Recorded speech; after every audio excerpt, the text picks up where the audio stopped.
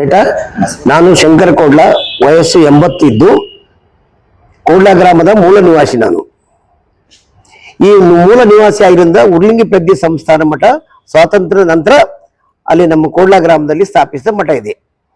ಈ ಮಠದ ಗುರುಗಳು ಮೊದಲನೇದು ಉರ್ಲಿಂಗಿ ಪೆದ್ದಿದವರು, ಎರಡನೇದವರು ಶಿವಯೋಗ ಸ್ವಾಮಿಗಳು, ಮೂರನೇದವರು ಮಹಾದೇವ ಸ್ವಾಮಿಗಳು, ನಾಲ್ಕನೇದವರು ನಂಜುಂಡ ಸ್ವಾಮಿಗಳು, ಐದನೇದವರು ನಮ್ಮ ಜ್ಞಾನ ಪ್ರಕಾಶ್ ಸ್ವಾಮೀಜಿಯವರು. ಈ ರೀತಿಯಿಂದ ಮಠ ಪರಂಪರೆ ಇದೆ. ಮೈಸೂರಿನಲ್ಲಿ ಹುಟ್ಟಿದವನಂತ ಇಲ್ಲಿ ಬದುಕಲಕ್ಕೆ ಬಂದಿದ್ದವ. ಅವನಿಗೆ ಮೈಸೂರಿನಲ್ಲಿ ಆ ಮೆರವಣಿಗೆ ಮಾಡಿದಾಗ ಅವ್ರ ಅಣ್ಣ ನಮ್ಮ ಮಹಾದೇವ ಸ್ವಾಮಿ ಹತ್ರ ಬಂದು, ನಮ್ಮ ತಮ್ಮ ಇಂಥ ತಪ್ಪು ಮಾಡಿದದಕ್ಕೆ ಮೈಸೂರಿನಲ್ಲಿ ಮಾರಿ ತೋರಿಸಂತ ಸ್ಥಿತಿಯಲ್ಲಿದ್ದ, ಅದಕ್ಕೆ ತಮ್ಮ ಇನ್ಸ್ಟಿಟ್ಯೂಷನ್ ನಲ್ಲಿ ವಿದ್ಯಾಭ್ಯಾಸ ಕೊಡಲು ಮನವಿ ಮಾಡಿಕೊಂಡ್ರು ಅವರು. ಅದರ ಪ್ರಕಾರ ಮಹಾದೇವ ಸ್ವಾಮಿಗಳ ಆದೇಶದ ಮೇರೆಗೆ ನಾನು ಸಂಸ್ಥೆಯಲ್ಲಿ ಇರೋದ್ರಿಂದ, ಈ ಸಂಸ್ಥೆ ಶಿಕ್ಷಣ ಸಂಸ್ಥೆ ಹುಟ್ಟು ಹಾಕಿದವರು ನಾವೇ, ಉರ್ಲಿಂಗಿ ಪೆದ್ದಿ ಟ್ರಸ್ಟ್ ಮಾಡಿದವರು ನಾವೇ. ನಮ್ಮದು ಮಠ ಪರಂಪರೆ ಅದ.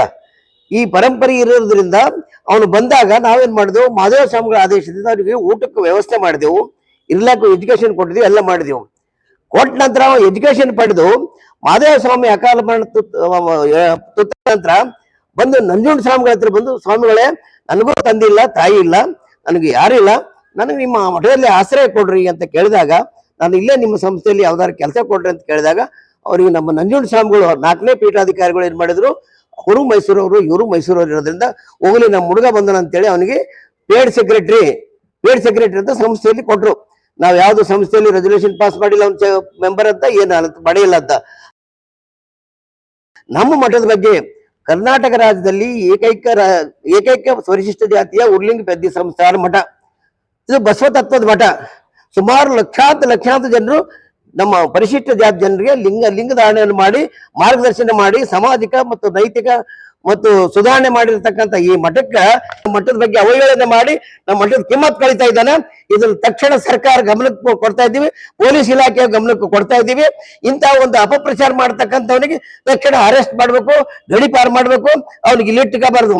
ಮತ್ತೆ ಈಗ ಒಂದು ವೇಳೆ ಇದೇ ರೀತಿಯಿಂದ ಅಪಪ್ರಚಾರ ಮಾಡಿದ್ರೆ ಮುಂದಿನ ನಾವು ಭಕ್ತಾದಿಗಳೆಲ್ಲ, ಇಡೀ ಕರ್ನಾಟಕ ರಾಜ್ಯದ ಭಕ್ತಾದಿಗಳೆಲ್ಲ ಸೂಕ್ಷ್ಮವಾಗಿ ಅವನ ಬಗ್ಗೆ ಸೂಕ್ತ ಕ್ರಮ ಕೈಗೊಳ್ಳಲು ನಾವು ಮನವಿ ಮಾಡಿಕೊಳ್ತೀವಿ.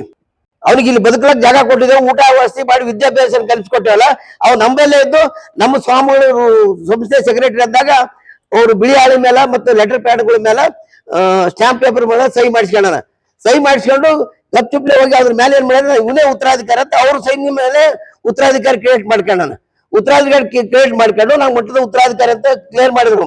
ಯಾವಾಗ ಉತ್ತರಾಧಿಕಾರಿ ಕ್ಲೇಮ್ ಮಾಡ್ತಕ್ಕಂಡು ಇಡೀ ಭಕ್ತಾದಿಗಳು ಅವನ ಬಗ್ಗೆ ವಿರುದ್ಧ ಮಾಡಿ ಮಠ ಬಿಟ್ಟು ಓಡಿಸಿದೆವು. ಈ ಅಕ್ರಮ ಅವ್ರಿಗೇನ್ ಸಂಬಂಧ, ಭೂ ಕಬಳಿ ಮಾಡ್ಲಿಕ್ಕೆ ಅವ್ರಿಗೇನ್ ಸಂಬಂಧ ರೀ? ಮಠಕ್ಕೆ ಟ್ರಸ್ಟ್ ಅದ, ಟ್ರಸ್ಟ್ಗಳಿಗೆ ಮಠ ಹಿಡಿದದ. 40 ಮಠಗಳವ ನಮ್ಮ, ಒಂದೇ ಮಠ ಅಲ್ಲ, 40 ಮಠಗಳವ. 40 ಮಠ ಸ್ವಾಮಿಗಳದಾರ. ಯಾವ ಮಠದ ಮೇಲೆ? ಕೋಡ್ಲ ಮಠದ ಹೆಡ್ ಆಫೀಸು. ಈ 40 ಮಠಗಳಿಗೆ ಹೆಡ್ ಆಫೀಸ್ ಕೋಡ್ಲನೆ. ಮೈಸೂರು ಶಾಖೆ ಮಠ ಎಲ್ಲಾ ತಾಲೂಕು, ಆಂಧ್ರ, ಕರ್ನಾಟಕ, ಮಹಾರಾಷ್ಟ್ರ 3 ರಾಜ್ಯಗಳಲ್ಲಿ ನಮ್ಮ ಮಠದ ಶಾಖೆಗಳಿದ್ದೇವೆ. ನಮ್ಮ ಮಠದ ಸ್ವಾಮಿಗಳಿದ್ದಾರೆ.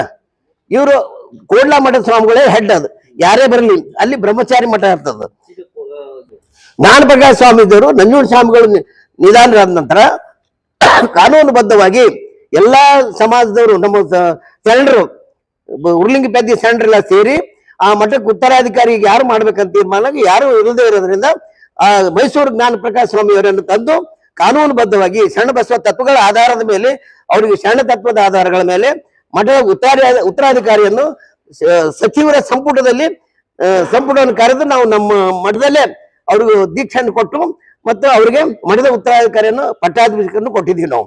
ಅದು ನನ್ನ ಬಳಿ ಅಧಿಕ ಅವನ ಬಳಿ ಏನಿಲ್ಲ. ಕೋರ್ಟು ಎಲ್ಲಿ ನ್ಯಾಯದ 20 ವರ್ಷ ನ್ಯಾಯಾಲಯದ ಬಡದಾಡಿನ ಎಲ್ಲಿ ಅವನ ಆದೇಶ ಇಲ್ಲ. ಬರೀ ಪ್ರಿಯಂಬಲ್ ತೋರಿಸ್ತಾನೆ ಎಲ್ಲರಿಗೆ. ಮೂರ್ಖತನ. ಪೊಲೀಸ್ ಡಿಪಾರ್ಟ್ಮೆಂಟ್ಗೂ ಮೋಸ ಮಾಡ್ತಾ ಇದ್ದಾನ, ನ್ಯಾಯಾಲಯಕ್ಕೂ ಮೋಸ ಮಾಡ್ತಾ ಇದ್ದಾನ, ಬಂದ ಅಧಿಕಾರಿಗಳಿಗೂ ಮೋಸ ಮಾಡ್ತಿದ್ದಾನ, ಸಮಾಜಕ್ಕೂ ಮೋಸ ಮಾಡ್ತಾನೆ. ಅವ್ನು ತನ್ನಿಗೆ ತಾನೇ ಉತ್ಪತ್ತಿ ಆಗ್ಯಾನ.